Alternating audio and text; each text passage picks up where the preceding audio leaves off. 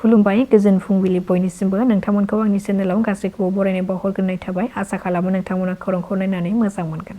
बर' सावथुन मुलुगनि थाखाय गोजोनथाव खौरां। सिंखाय सावथुना मोननै एवार्डफोरखौ मोननो हादों। साबसिन फिल्म हिसाबै मोननो हादों film award Dada Saheb Phalke film award 2025-26 आरो सैथो आरो खाना फोथायनायनि सायाव साबसिन फिचार फिल्म हिसाबै एवार्डखौ मोननो हादों। मख'नो गोनांदि थांनाय 30 एप्रिल 2026 मुम्बाइ वर्लीनि नेहरू स्टेडियामाव खुंफुंजानाय फिल्मफेयार इन्डिया फिल्म फेस्टिभेल 2026 मोननो हादों बे मोननै एवार्डखौ।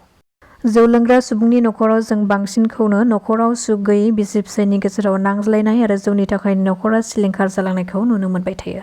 बेबादिनो जौनि थाखायनो चिरांनि बिजनीयाव सोमजिदों दुखुनांथाव जाथाय। जेराव चिरांनि बिजनीनि थुरिबारि गामियाव जौ फेनाय फिसायनि आखायाव बोलि जानांदों बिसिया।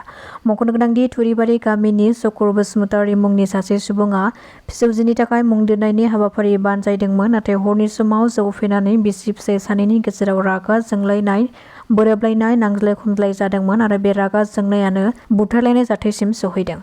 जौ फेनानै हरनि 12 रिंगासो समाव चक्र बसुमतारीया गावनि बिसि सबिता बसुमतारीखौ गोबौ सिखाजों दानो, जेराव गोबौ सिखाजों दानजानानै बिसिया जायगायावनो जिउ खहा जायो। बे जाथायनि दायनिगिरि चक्र बसुमतारीखौ दायो पुलिसआ एरेस्ट खालामबाय। गुबुन गुबुन ओनसोलाव हाग्रानि मैदेरनि गाग्लोबनायाव सानै सुबुंनि जिउ खहा जादों। गवालपारायाव राक्सिनि 3थि खोन्दोनि गामियाव मैदेरनि गाग्लोबनायाव सासे आइजोआ जिउ गोमादों आरो बे गाग्लोबनायाव जिउ खहा जानाय आइजोखौ सरस्वती सिल होननानै सिनायथिनो हादों।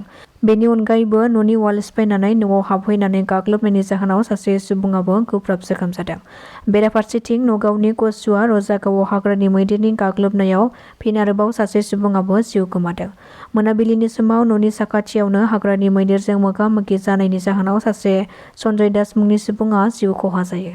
गसाइगावआव फिन हाथियारजों लोगोसे सानै सुबुंखौ एरेस्ट खालामदों। गसाइगावनि सुथुरि घाटआव गंसे फिसा थालिर बागानाव थानाय टंसि न'निफ्राय आखाइजों बानायनाय हाथियारजों लोगोसे सानै सुबुंखौ हमनो हादों। पुलिस आरो एसएसबिनि हानजाया बेनि बागै खौरां मोनहोनाय लोगो लोगो जायगायाव सहैनानै बानायनाय हाथियारजों सानै बर' सुबुं निपुन नार्जारी आरो बृन्दा नार्जारीखौ एरेस्ट खालामदों। मिथिहोनाय बादिब्ला बे सानै हमजानाय सुबुङा राजा मुंनि सासे सुबुंनि थालिर बागानाव चौकीदार हिसाबै खामानि मावोमोन। हमनो मोननाय हाथियारखौ गावसोरनि नङा होननानै फोरमायदों, नाथाय अब्लाबो बे सानै सुबुं निपुन नार्जारी आरो बृन्दा नार्जारीखौ पुलिसआ जाथायनि सायाव मोजाङै मिथिनो थाखाय गावसोरनि आवथायाव लानानै थाङा। सामगुरि पुलिसनि आयेन बेरेखा जुवा खेला गेलेनायनि हेंथायै गोख्रों सिग्रोमनाय। गासै 4 जुवारिफोर फारियै आब्दुल फालान, আহিदुल शामसुल हक आरो गुबुन सासेखौ साइदुल मुंनि 4 जुवारिफोरखौ हमनो हादों। बिसोर 4खौ हमनो हादोंब्लाबो नाथाय माखासेया खोमसिनि खाबुखौ लानानै खारखोमालांनो हायो। बिसोरखौ हमनायजों लोगोसे बिसोरनिफ्राय जुवा खेलायाव बाहायनाय बायदिसिना मुवा बेसादफोरखौ बोखांनो हादों पुलिसआ। कारण एबार निर्वाचनत आमी अकले कन्टेस्ट करिছো। बहुत दले इटु साइड নহলে हिटु साइड माने হয়। तो आमी कोनो साइड लोৱা নাই। आमी एबार अकल निउट्रेली মাজত থাকি ৰাইজৰ পক্ষত ৰাইজৰ লগত থাকি আমি নিৰ্বাচনত কন্টেষ্ট কৰিছো। গতিকে আমি সম্পূৰ্ণ আশা কৰিছো যে ৰাইজৰ যি মৰম, ৰাইজৰ যি বিশ্বাস, ৰাইজৰ যি ইউপিপিএলৰ প্ৰতি যি এটা আশা, এটো পূৰণ কৰিবলৈ যোৱা যি 9 এপ্ৰিলত হৈ যোৱা নিৰ্বাচন, ইয়াত অন্তত বিটিচি অঞ্চলৰ যিখিনি বিধানসভা সমষ্টি, ইয়াত ইউপিপিএলকে খুব ভালকে ভোট দিছে। মই এই খবৰটো পাই আছো। হয় কবাত উপাৰ নিচ হয়, তলত ওপৰত হয়, কম বেছি হয়, এটোটো থাকে।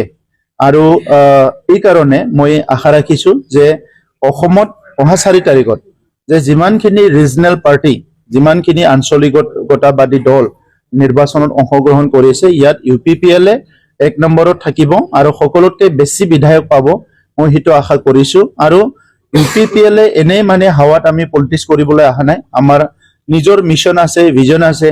কাউন্সিলত যেনেকৈ কাম কৰিছিলো, বিধানসভাত আমি গৈ পেলাই আমাৰ অসমৰ বিভিন্ন পিছপৰা জনজাতি আৰু জনগোষ্ঠী সকলৰ কাৰণে আমি কাম কৰিম। সেই সকলৰ ভাষা, সংস্কৃতি, পৰিচয়, অস্তিত্ব, বিভিন্ন সমস্যাবিলাক যিটো ৰাস্তা দলঙেদি পূৰণ নহয়, এই কামবিলাক কৰিবলৈ আমাৰ দলে সিদ্ধান্ত লৈছে যে বিধানসভাত এইবাৰ শক্তিশালী এটা ৰোল ইউপিপিএলৰ পৰা প্লে কৰিব লাগে, যিটো নেকি অকল পাৱাৰ পলিটিক্স নহয়।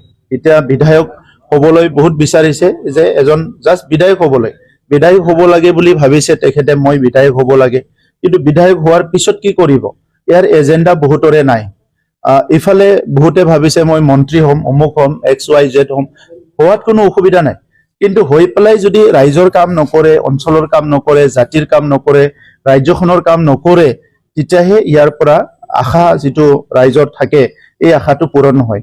আৰু এনেকুৱা হলে আমাৰ দেশখন দুই চাইডে, এটা হল গণতন্ত্ৰৰ ভিতৰত বিশ্বৰ ভিতৰত সবচে সৰ্বশ্ৰেষ্ঠ গণতন্ত্ৰ বুলি কয়, সেই দিশতো আমি পিছ পৰি যাম। আনপিনেদি আজি বিশ্বখন অৰ্থনৈতিকভাৱে শিক্ষাৰ দিশত বিভিন্ন দিশত যেনেকৈ আগুৱাই গৈছে টেকনলজিত, সেইফালেও আমি পিছ পৰি যাম।